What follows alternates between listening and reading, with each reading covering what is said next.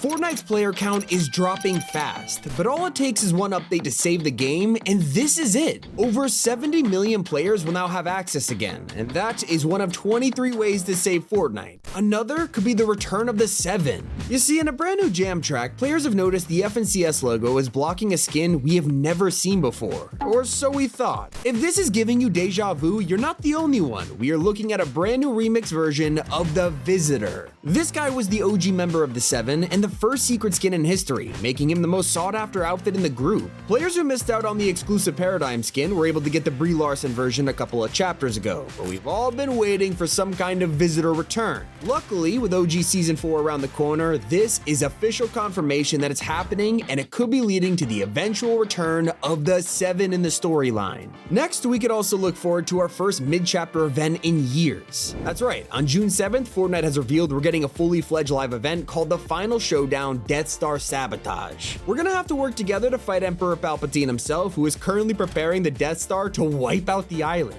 Of course, this probably means we'll get to blow up the station ourselves, which will look insane in 2025 graphics. Usually, these things only happen once a year, and it's to bring in a new chapter, but fans have been begging for live events to happen more often. We used to get them like every 3 months, and it kept the game alive. Now it feels like Fortnite relies on collabs to keep the hype going, but does this Star Wars event say otherwise? Are we gonna finally get multiple live events per chapter again? Hopefully this is the start of their return to tradition. But we've been waiting even longer for almost 100 million Fortnite players to come back. When Epic defied Apple's terms of service and purposely got themselves banned from the App Store, it wasn't them who suffered, it was the iOS players. Tens of millions of monthly users were now locked out of the game, and yet we weren't panicking that much because nobody expected it to be gone for half a decade. We are now in 2025, where Apple and Epic have finally settled all of their courtroom drama and created a path for the game to come back to iOS. The only problem was, it was supposed to drop this week, but Apple blocked the update. Now, have you noticed a change to Fortnite that slowly made its way into each chapter? When Fortnite's first OG season released, it was 30 days long, something we had never seen before, and clearly it was a huge success because Fortnite hit a record player count. It was so popular that Epic turned it into a permanent mode, but the question remained, what now? 30-day seasons were clearly a popular way to experiment, and just a year later, Epic did it again with Remix. Now, Chapter 2 had come back for 30 days, but this time themed around hip-hop artists. There was no way they were going to continue this every year, right? Nobody wants to have a chapter 3, 4, and 5 remix, so Epic thought of the best solution of all. Now, when they want to create an entire collab season like Marvel, they could just make it 30 days long. Fortnite's brand new tradition is mini seasons, and the craziest part, there's gonna be more than one every chapter. Right now, we're of course in the Star Wars season, but leakers have revealed the end of chapter 6 will bring us a Simpsons collab. It's just an insider's rumor for now, but we could be seeing Springfield POIs, a Simpsons battle pass. The possibilities are endless. It's the perfect way to introduce the biggest franchises into Fortnite without shoving them in a mini pass and ruining the current loot pool. I'm sorry, Dragon Ball. It would have been way cooler if we had a 30-day Dragon Ball season. Like, come on. What is one of the greatest benefits of these mini seasons? We're back to weekly updates. This was the #1 reason that Fortnite became the largest game in 2018. Every single week, new weapons and changes were added, but then the reports came of unfair crunch and insane overtime. Epic had to calm down. Well, it's looking like the overtime problems have been solved, and thanks to planning ahead, Epic can create an entire mini-season along with its updates in advance, bringing back weekly content. Like in Galactic Battle, where every Thursday we're getting new weapons, item shop skins, huge features. We even have the ability to control a Star Destroyer. Yeah, on May 29th, the portal to the control room will spawn in the match, and the first one to get there pilots a turbo laser. It's gonna be so chaotic, I can't wait. You also gotta hand it to Epic for giving us tons of free items, and I'm not just talking about a rapper pickaxe. When it comes to crossovers like Star Wars or Invincible, Fortnite is just giving us free skins. Duplicate costs 0 V-Bucks, which no one was expecting, and for anyone who wanted to join in on the Star Wars trend, they didn't have to spend money either. First Order Stormtroopers are available for no cost at all if you just connect your Epic and Disney accounts together. And thanks to this, it also means you could actually do the trader emote the way it's intended. Even if you aren't playing Battle Royale, Epic is keeping you happy. Reload isn't even a year old, and it's already had 3 maps. The best part is how Fortnite knows exactly what players want. Once they released their 3rd map, the mode dropped in popularity, and instead of forcing us to wait for a new season, they just put all of the islands on rotation and brought everyone back. Like, you gotta admire how dedicated they are to giving us the best community support, especially when they're appealing members of completely different communities. If you're a Star Wars fan, the season was clearly designed for you, especially if you never played Fortnite before this. Obviously, I'm referring to the best joke in Star Wars, which is Darth Jar Jar. This has been a crackpot theory for 2 decades, but no one ever really took it seriously, and Epic wanted to give us something we were never expecting, and bringing him to the game is the perfect way. As a huge Star Wars fan, thank you, Epic, for turning this insane theory into reality.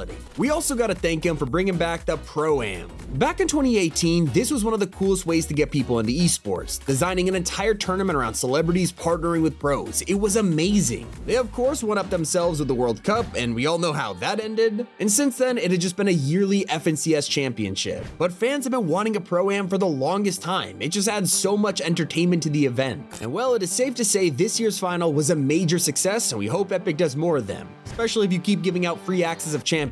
That is just icing on the cake. And personally, I'm super thankful to learn about Fortnite's new cosmetic type. Later this chapter, Fortnite will be bringing back something that everyone loved, pets. Except the one criticism about these guys was how they were just basically animated back blings. When you hear about a pet, you want something that could actually move on its own, you know? And that's probably the reason Epic stopped making them after chapter 2, because they were busy coming up with a solution, and it's coming in the form of companions. These will be actual characters that follow you around on the island, and personally, I think it's gonna be a game changer for collabs. Instead of forcing us to turn Yoda or Rocket Raccoon into back blings, they could actually make them characters that walk around. And Fortnite is going even one step further by converting all of our existing pets into companions, and we'll even get to edit their own names. It's not the only revival that got the community excited, because Epic also brought back the rarest gaming legend to the shop. Of course, I'm talking about Psycho Bandit. He first released in August 2019 for the huge Borderlands collab, giving us an entire Rift Zone on the map. As a bonus, you could even bag the skin if you bought Borderlands 3 on the Epic Games Store, but after that, it never returned. Over 1,800 days passed, leaving many to buy those elusive codes left online for up to $1,000. Then, one random update later, he was brought back. After years of being missing, he was back in the shop for just 2,000 V-Bucks, the same price as 2019, and it gave players another chance to get it without spending thousands of dollars on a stupid code. One change a lot of Star Wars fans are happy to hear is a buff to the vehicles this season. From the start, we all knew the X-Wings and TIE Fighters would be pretty OP, which was true, they could literally beam you from above, but they lacked health. Now, in any normal season, they would need a nerf, but with the infinite blaster ammo and just about everyone in the area shooting at you, they're taken down in seconds. Even though they have 3 lives, it really made them seem pretty useless, so Epic heard our feedback. Now, if you hop in game, the health is nearly 40% higher for every mode, with solos at 1,400 and squads up to 2,000 per life. Not the only thing that's great for flying around now, because gliding and skydiving are now 10 times better thanks to music moments. People have been asking for a feature like this for years, and it's better than we thought. Not only can you listen to your favorite music packs, but there's even real-life songs and collabs in there too, letting you dive down to Freebird to wreak havoc, or even the Star Wars theme as Luke Skywalker. It's perfect. And with tons of new songs being released every week into the jam tracks, there's always a chance your favorite artist can just show up, so jam tracks are now more worth it than ever. Speaking of music, the community is also excited to hear that concerts are making a return. It's been a while since Epic gave each festival headliner their own performance. It all started with The Weeknd debuting his new music video, then Metallica gave us a whole creative concert, but surprisingly, it was Karol G whose experience really took it to the next level. Since then, we haven't had any more, but it looks like Sabrina will be breaking that streak.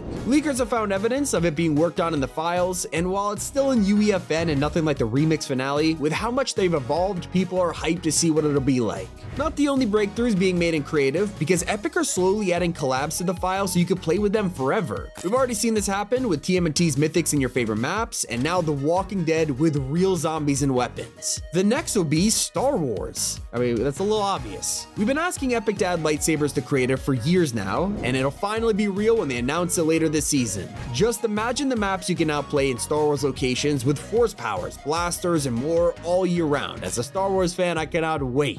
One thing the community didn't enjoy was revisiting the heist season theme yet again. But something that could go right is the superhero theme. In the past, we've had one original season, which turned out to just be a movie set, followed by 2 Marvel ones with their own mythics and abilities. Now Epic is doing it all over again in 2025, because next season will finally give us their own original heroes with real powers. I will say there is leaks that Superman will be there there too with his own mythic just like Doom, but an entire season dedicated to Fortnite's own characters might just be the refresh players need. Not to mention, there's still endless opportunities for more collabs like adding more of Marvel's X-Men, but it'll finally be time for another franchise to take some time in the spotlight. You gotta admit, DC fans have been starving longer than anyone else. While Marvel gets pages worth of characters in the game, they're still waiting for basic collabs like Robin. Yeah, Batman's infamous sidekick isn't even in Fortnite, but I'm glad to reveal that he is apparently planned for next season.